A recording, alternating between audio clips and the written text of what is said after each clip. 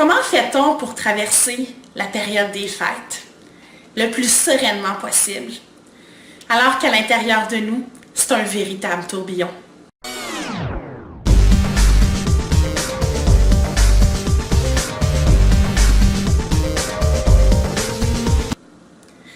Pour ceux et celles qui ne me connaissent pas, permettez-moi de me présenter. Suzy Champagne, auteure, conférencière et créatrice d'événements. Pour la majorité des gens, la période des fêtes, c'est l'abondance. L'abondance dans toutes les sphères de leur vie. Pour la majorité des gens, le temps des fêtes, c'est une pause fantastique qui leur permet enfin de sortir de leur routine, de faire des folies, de rencontrer toute la parenté, d'avoir du plaisir, de trinquer à l'année qui s'en vient et enfin de lâcher notre fou. Pour la majorité des gens, là, la période des fêtes, c'est festif, c'est joyeux, on a le cœur léger, on veut aider tout le monde, on a le cœur sur la main, on se détend, on relaxe, on s'amuse. Mais vous savez, le temps des fêtes, c'est pas comme ça pour tout le monde, hein? Qu'en est-il de ceux qui viennent d'apprendre une terrible nouvelle? Qu'en est-il de ceux qui viennent d'apprendre qu'ils sont malades? Qu'en est-il de ceux qui sont en train de vivre un deuil parce qu'ils viennent de perdre un proche? Qu'en est-il de ceux qui souffrent d'une dépression? Pour qui le temps des fêtes, là, c'est des visites à n'en plus finir.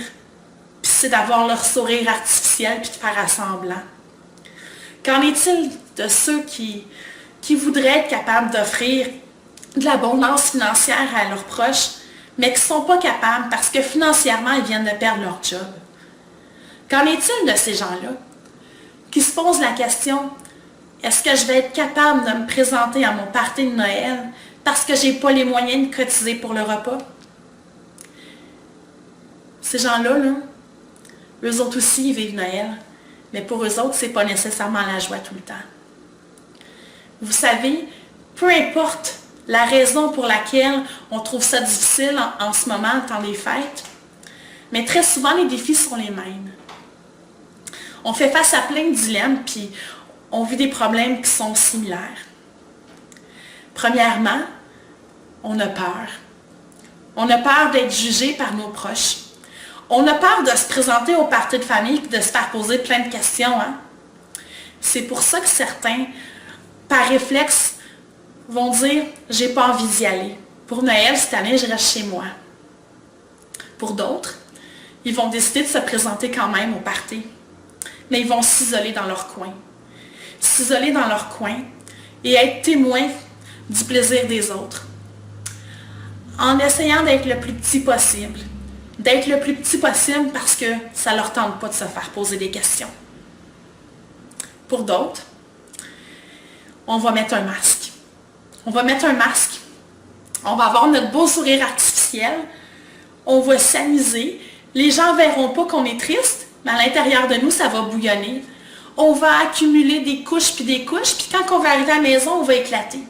On va éclater en sanglots parce que ça va avoir été la soirée la plus pénible de notre vie. Parce qu'on va avoir fait à semblant d'avoir du plaisir, mais on n'en aura pas pour vrai. Pour d'autres, on va prendre de l'alcool. On va prendre de l'alcool pour geler nos émotions quelques minutes. On va prendre de l'alcool pour essayer d'avoir du plaisir.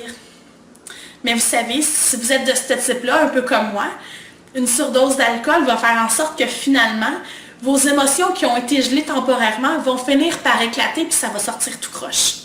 Ce qui va faire en sorte que finalement, vous allez vous sentir la risée du party parce que vous allez avoir gâché la belle fête.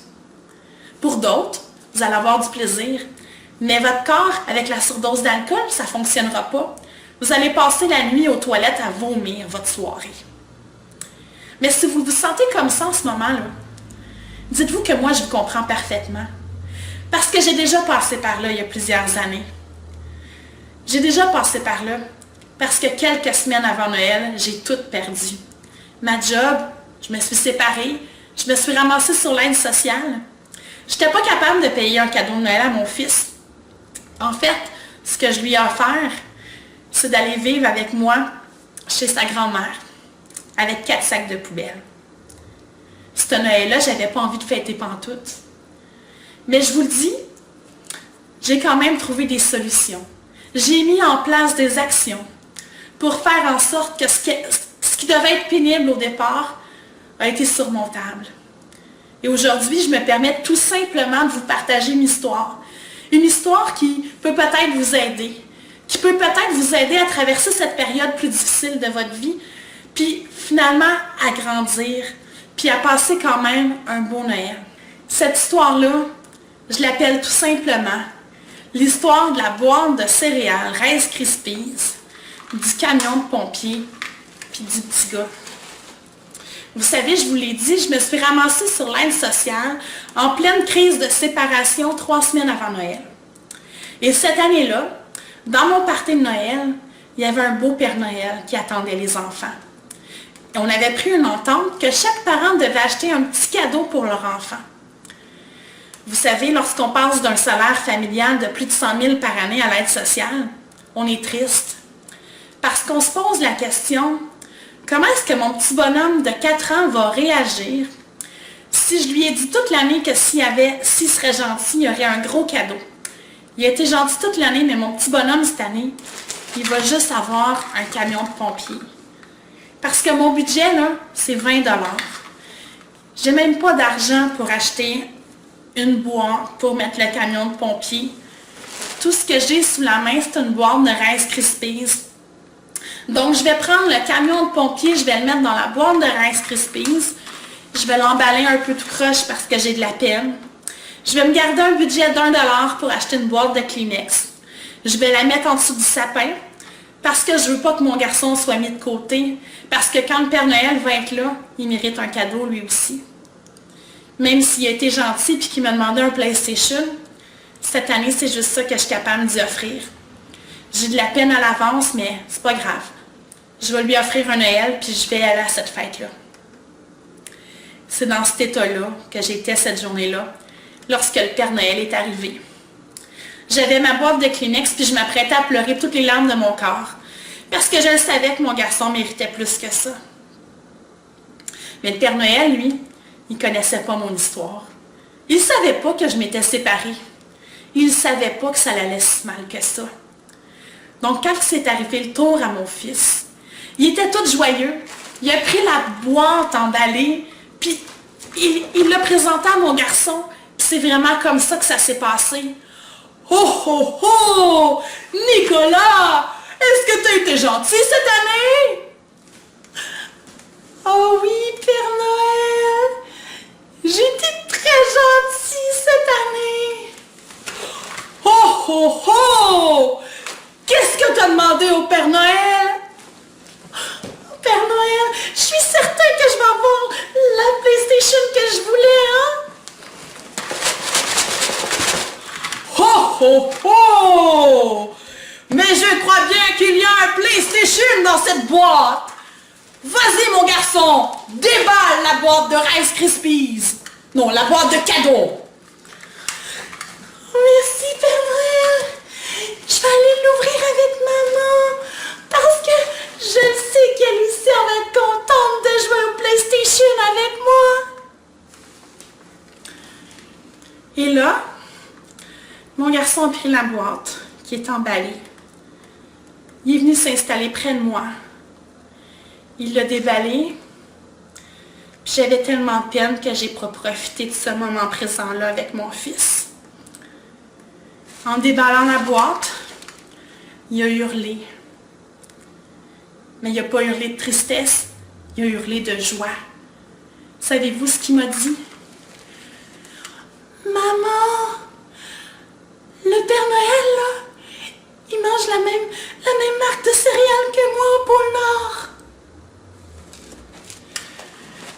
Ses yeux étaient éblouis par une boîte de Rice Krispies.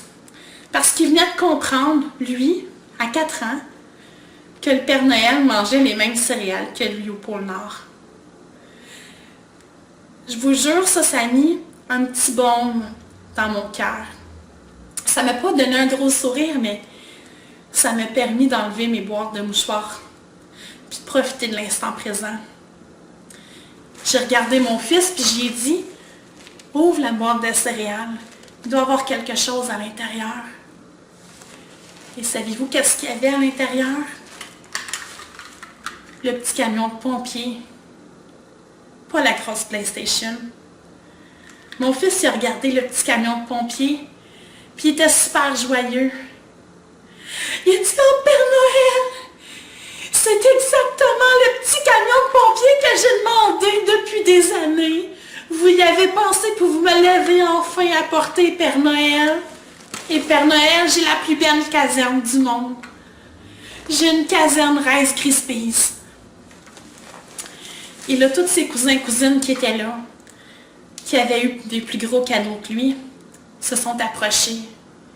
Tout le monde voulait jouer avec le petit camion de pompier que mon fils avait reçu.